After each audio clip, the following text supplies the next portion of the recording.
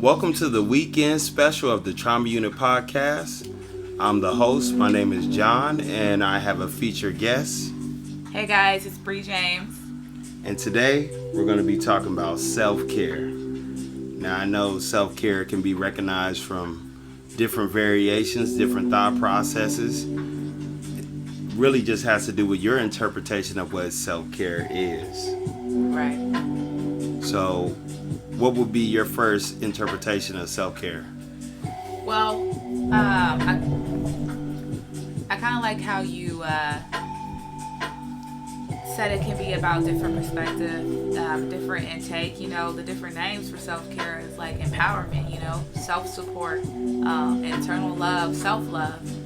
And so for me personally, self-care is taking the opportunity to discover who you truly are, taking the moment to address your internal traumas, address what it is that you love about yourself, what it is that you're growing on, and doing that through action, whether that's meditating, journaling, hanging out with family and friends. Don't go too far. Don't go too far. You're jumping the gun. Sorry. So I will say, one of the most important things you can do for yourself is separating yourself from the pack. In order to even really recognize yourself, you have to separate yourself from others' needs. Right. And if you're not separating your needs and their needs become a priority on your to-do list of care in the day. Right. And you have to recognize that caring for yourself is truly caring, having emotions and feelings and emotional digestion of what you care about in your day for yourself in order to push through. So I would say being clear of what yourself looks like for you is understanding what you need to get to get it together. Right. And I would say, what do you need? What do you look like when you're looking at yourself in the mirror? What do you care about? What do you need to make yourself sufficient through the day? Right. By caring about yourself. I would say this. Be inclusive with your self-care, but always evenly distribute the energy for yourself and others. Because you can make sure that you give to others, but make sure you give to yourself more than you give to others. Right. And I feel on that note, I feel it is like you have to find what it is that you love about who you are and, who you're going to be. Because I heard on a recent podcast that knowledge is power, but knowledge about yourself is self-empowerment. Right. And through being able to empower yourself, you're then able to help others understand not only how to love you, but you find different ways in how to support, love, and speak life into other people. It just doesn't end with you. And I think that's the bigger thing about self-care, and not just ending with you as a person, because you then radiate what you are doing for yourself through certain actions. That's true. Which I would transition to, be careful of what your self-care looks like. Right. Make sure it's not conducive or destructive towards the path that you're actually going, because you can actually become selfish in your self-care. So there's a group of decisions that is met with your self-care, but make sure you always have the correct tools when providing yourself self-care. So I think a little bit about self-care is, we're talking about the self, right? Right. And a little bit of it, I wouldn't say, I definitely agree, a little bit of it is a little bit of selfishness, but not to fully overindulge and get stuck in that. Right. That cycle. It's a vicious cycle. It's a vicious cycle, and I think that's a bigger part of understanding your internal needs and desires. That way you know in which the point that you are becoming selfish with your time, with your presence. So That's true. you know, a- it's a hard line to find between taking the time for yourself, but also not being selfish. Right. Yeah. What are you gonna say? So I would say that making sure you know what you need to move forward with care. Right.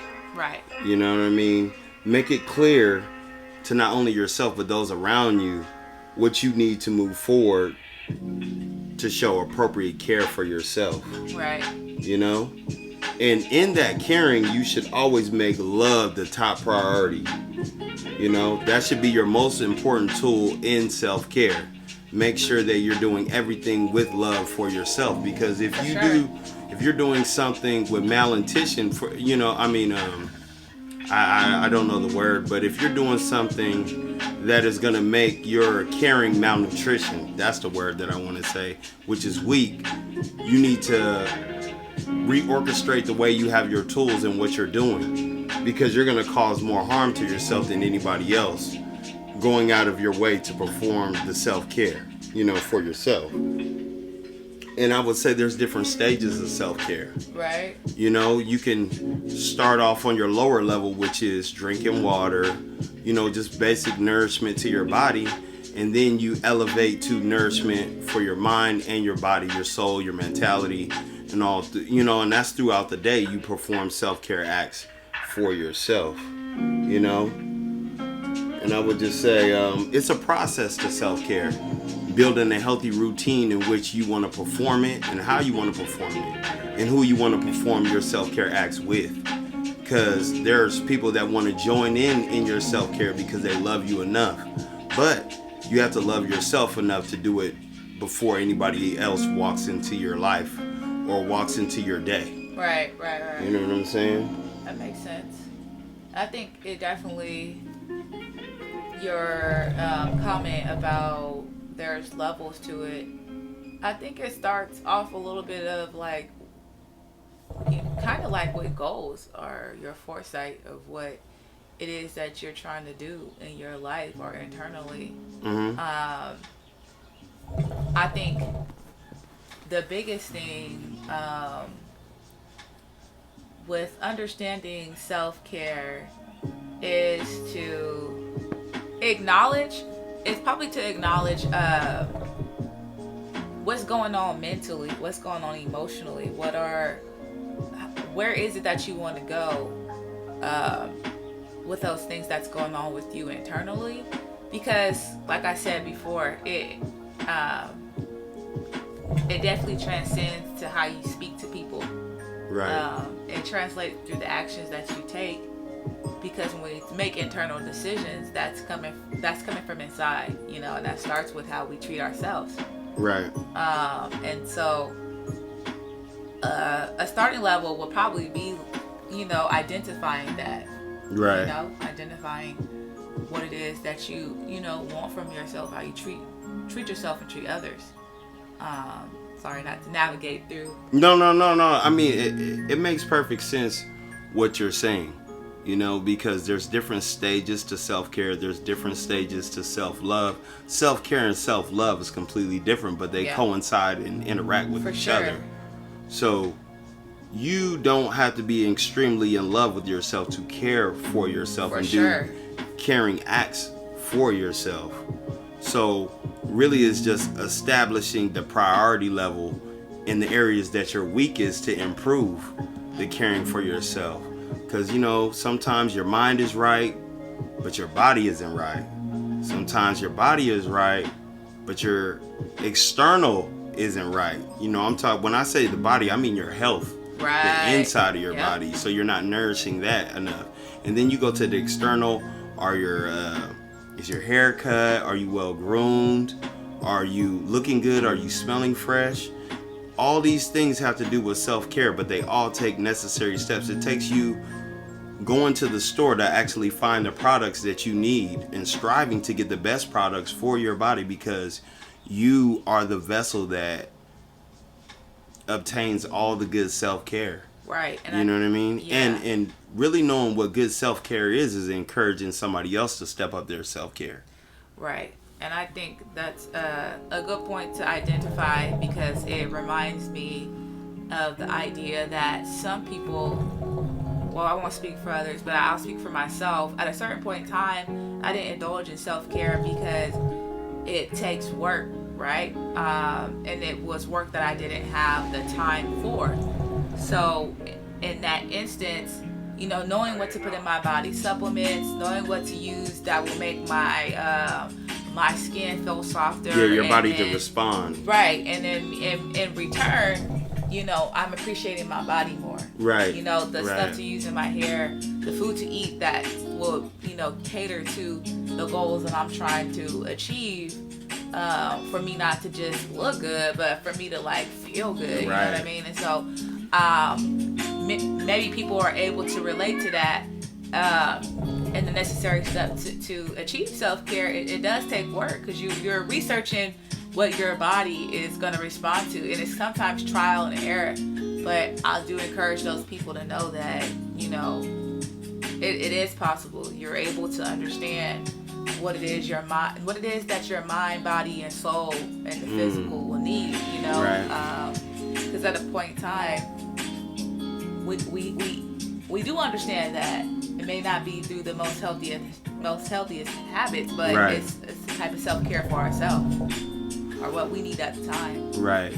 So, I would say another tool along with love that you really need is space to actually acknowledge what you need in your self-care.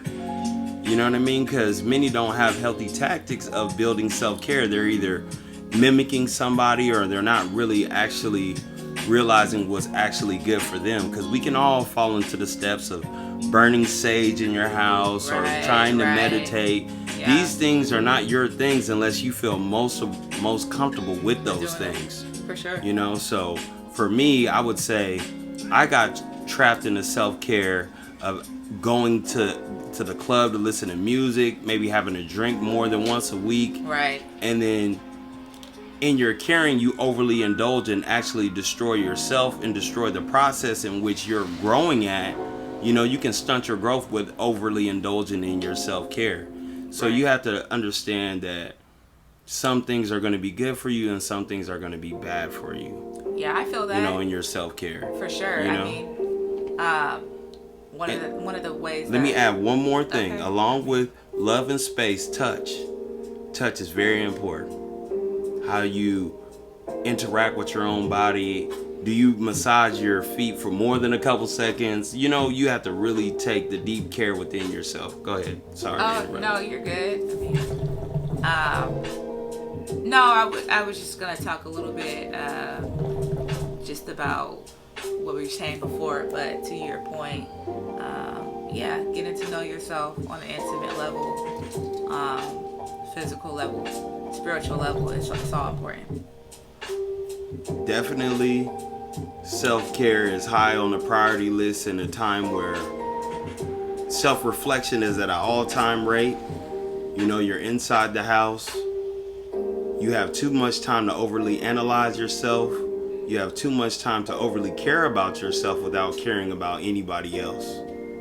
So I would say take the time to encourage others to increase their self-care and their self-awareness for care for themselves. And you can care about somebody else in your self-care routine. Just don't make it about others. Make it about you. Because if you feel good giving, give to others. But make sure you save enough to give to yourself. I would leave that as my last point. What's your last point? I would just say be encouraged to know that self-care doesn't always have to be at a good stage in your life. Self-care and growth usually comes during the hard times, so don't be afraid. Even if you're going through something right now, self-care is a method for you to be able to climb and get through that phase. So don't be afraid to take a moment and indulge in it, even through the hardest times. So I would say self-care doesn't grow on trees, so make sure you planting the seeds.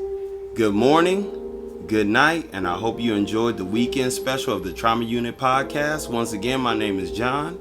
This is Bree James. And you guys have a good one. Take care. Bless.